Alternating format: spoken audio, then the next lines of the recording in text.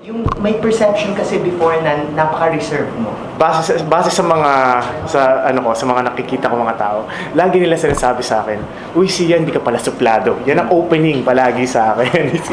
Usually sabi, "Uy, hindi ka pala suplado." Sabi ko, bakit naman po? Grabe naman. Hindi naman ako suplado. Hindi kasi yung itsura mo yung mukha ka suplado. Sabi ko, hindi. So maybe that's one factor din. Tapos, yung personality ko po kasi talaga, hindi kasi ako palalabas ng bahay.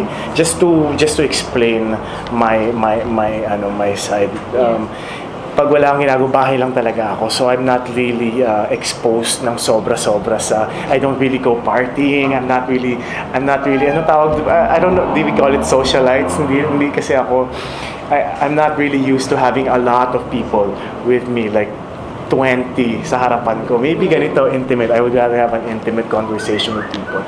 Pero, to answer your question, sir, na sabi mo, how was I able to turn that around? After receiving those comments, after reading so many headlines, sabi ko,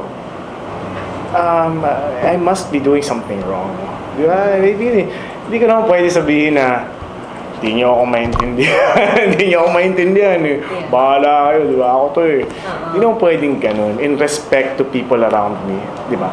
Sabi ko, nag-reflect ka? Oh, may reflection talaga. I can point out a date where I can really feel, I really felt down. So sabihin natin, I would point out, sabihin natin, 2013-ish onwards, yung mga ganon. Nung time na yun talaga, I was so confused and I was so, I was asking yung nanay ko, I was asking, bakit ganito? Parang bakit ang bigat-bigat?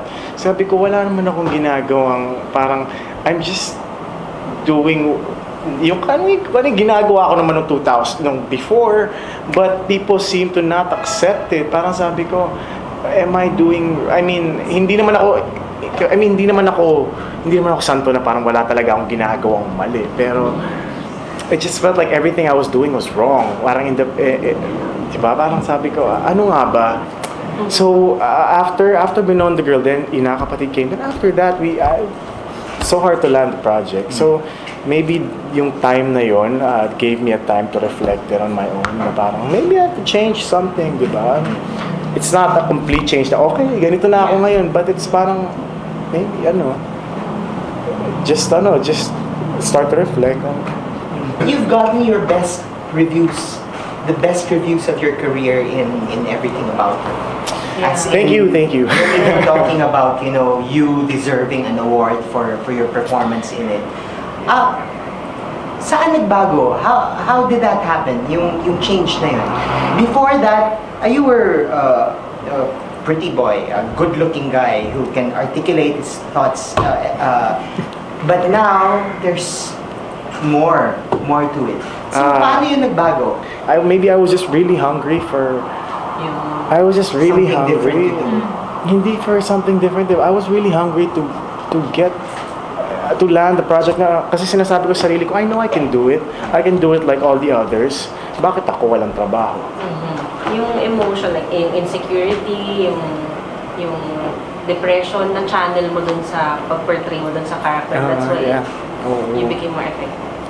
Maybe. Tapos tinanong ako, naalala ko may nagtanong sa akin, bakit kuhang-kuha mo, sabi nila, kuhang-kuha mo yung pagka-stress ni Albert. Kasi stress siya, sabi niya, parang bigat-bigat ni Albert. Sabi ko, kasi po, ang hirap po kasi talaga. So yun, it worked out naman po eventually.